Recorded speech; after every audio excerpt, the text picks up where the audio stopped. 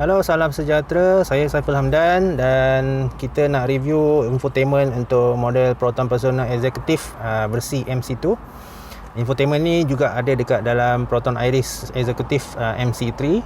Sistem dia sama. Dia adalah Android based system, cuma dia tak ada high proton macam model premium dengan active lah.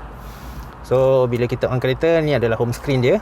Kita ada function untuk easy connection, gallery, file manager dan task manager, dan bawah ni adalah permanent app lah. Kita ada music, radio, phone, video dan setting.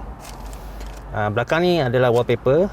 Kita boleh tukar wallpaper guna gambar yang kita nak lah. Lepas tu ada tunjuk jam dan tarikh, dan ni jam dia. Easy connection adalah untuk kita nak mirror screen daripada handphone kepada screen radio infotainment ni. So kalau kita nak guna Waze atau Google Map dekat screen ni, kita kena connect dengan phone guna easy connection lah, guna USB. USB dia ada kat bawah ni. Kat belakang ni ada 3 USB kalau boleh nampak. So ada USB 3 ni, yang paling kanan ni adalah untuk connection dengan phone lah.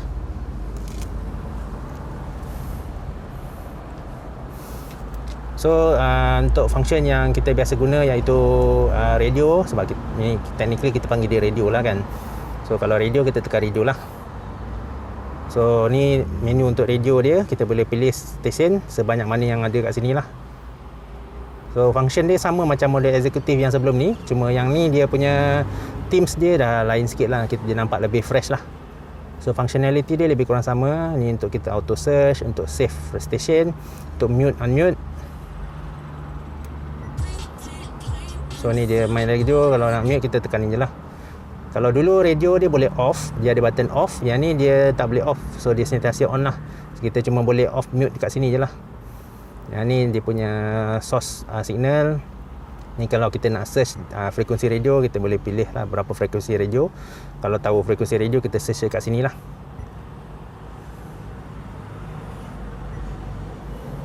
Ni equalizer. Sistem baru ni, dia punya equalizer lagi cantik. Dia dah ada banyak function. So untuk kaki-kaki audio, dia boleh setting dengan lebih banyak lah.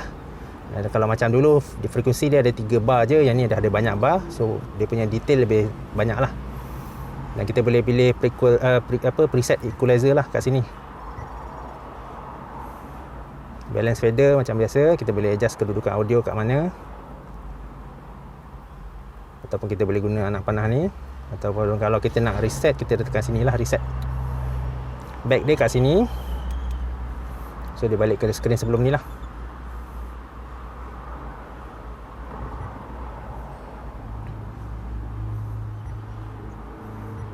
Ini saya tak pasti apa function dia, sebab dia nampak macam list, lepas tu ada star.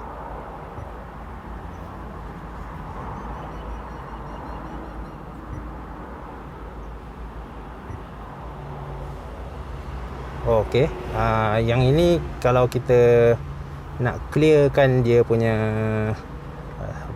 station yang kita dah save. So bila kita tekan ni, semua empty lah. Yang ni dia balik kepada station yang kita dah save. Ni ada orang dah save station, dia keluar lah kat sini. Kita nak back kepada home screen, kita boleh tekan sini. Dan kita boleh pilih function lain lah. Phone, kalau kita connect Bluetooth dengan phone, kita boleh gunakan sistem ni untuk buat phone function lah. Call, hantar message atau kita tengok phone book. So function ni kat sini lah. Kita boleh scan dan kita boleh setting Bluetooth kita kat sini lah. Kalau boleh, phone kita boleh auto connect ataupun auto answer, pin code, phone book sync.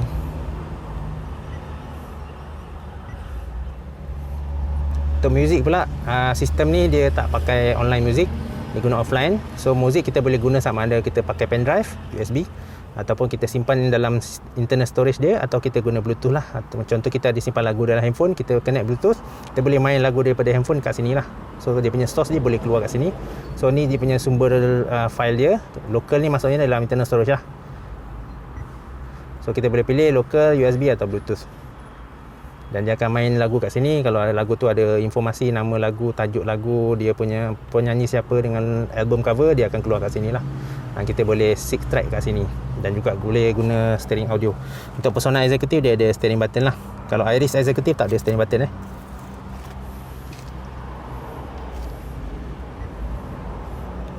Video, kalau kita ada simpan video, sama juga, sama ada video dalam internet storage, dalam USB ataupun kita ada Bluetooth device, boleh pilih sumber dekat sini. Cuma biasanya video boleh play daripada 2 sumber je lah, sama ada USB atau lokal lah. Dan dia akan keluar playlist dia kat sini. Kalau video tu ada banyak, dia akan keluar playlist lah kat sini. Untuk setting sistem Android yang ini, dia punya setting agak komprehensif juga. Dia boleh setting untuk display general, boleh pilih screen brightness, dia nak brightness macam mana. Lepas tu display, kita nak buat display dia setting color macam mana, brightness boleh adjust asing, saturation, contrast, hue. Screen saver kita boleh on off. Kalau off, dia tak keluar screen saver lah. Kalau kita on, kita boleh pilih nak 15 second atau 30 second. Kalau kita on ni, bila screen ni idle, kita tak pakai apa-apa function kat dia, dia akan keluar gambar jam dengan tarikh lah. So jadi screen saver dia. Lepas tu time, kita boleh pilih tarikh, set time macam berapa, format 13 jam, 12 jam atau 24 jam.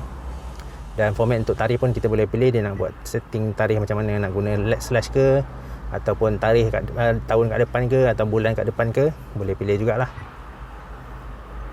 Volume, kita boleh juga setting volume. Untuk media, volume nak kuat je macam mana, radio nak buat macam mana, YouTube music macam mana, phone macam mana. Dia connection pun boleh set. Dia main volume, kita boleh set asing-asing lah dia punya volume tu. Bluetooth switch kita boleh on off kat sini, dan boleh tukar nama device, iaitu nama radio ni. Pair device, dia boleh save device-device yang dah pairing dengan radio ni lah. Available device ni, dia boleh scan device yang ada Bluetooth connection, dia boleh scan kat sini.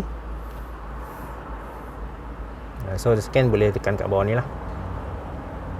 System information, dia boleh tunjuk detail sistem ni lah. So storage berapa size dia, internal storage berapa size, device storage berapa size, total dia berapa kat sini.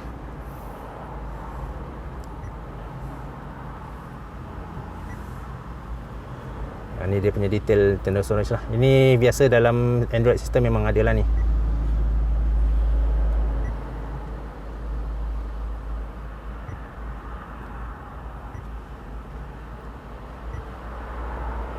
Software version, sistem Android ni dia punya version software lah.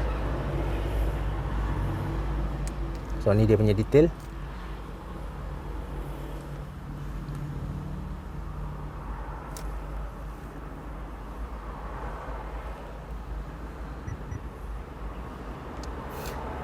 Functionality dalam yang ini tak begitu banyak lah, sebab dia bukan internet base, dia offline. Kita cuma boleh view function yang kita biasa jumpa dalam handphone lah. Ni kita boleh tengok gambar dalam local disk internet storage dia, ataupun kalau kita ada USB, boleh pilih USB juga. File manager standard lah. Kalau kita Android device, kita mesti ada file manager. Kita boleh manage kita punya file dekat sini lah. So ni interface dia lebih kurang sama macam file manager dekat dalam handphone. Kita boleh manage file lagu kita, picture, video, dan dia akan buat kategori kat sini lah. Kalau kita nak create folder baru pun boleh. Ini dia punya source dia, sama ada internal storage ataupun USB. Kalau ada pakai USB, dia akan on kat sini lah. So itu saja sedikit sebanyak features dan function yang ada dekat dalam infotainment untuk model yang eksekutif. Harap video ini membantu untuk mereka yang mungkin akan beli model eksekutif, ataupun yang dah beli mungkin tak tahu macam mana nak pakai. So harap video ini membantulah. Dan kalau ada yang nak bertanya soalan, boleh kontak saya dalam ruangan komen, ataupun kalau yang nak terus PM saya, boleh terus PM saya dalam WhatsApp. Link WhatsApp saya dalam description, boleh terus klik link dan terus WhatsApp dekat saya. Untuk yang nak beli, boleh juga WhatsApp saya terus dalam link juga yang sama. Dan jangan lupa like video ni untuk kalau rasa video ni bermanfaat. Dan jangan lupa subscribe channel saya untuk perkongsian lebih banyak informasi tentang kereta Proton.